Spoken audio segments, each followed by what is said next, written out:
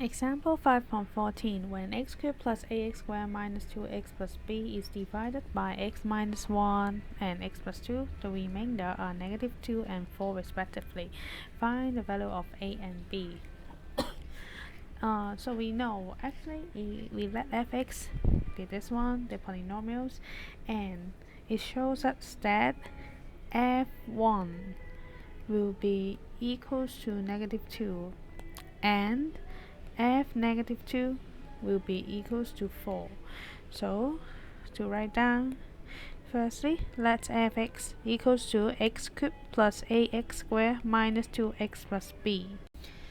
From the first one we can have f1 equals to negative 2, therefore 1 cubed plus a times 1 square minus 2 times 1 plus b equals to negative 2, which means that 1 plus a minus 2 plus b equals to negative 2.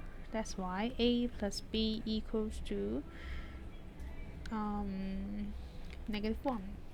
Okay, and for another side, f negative 2 equals to 4, so negative 2 cubed plus a times negative 2 square minus 2 times negative 2 plus b equals to 4.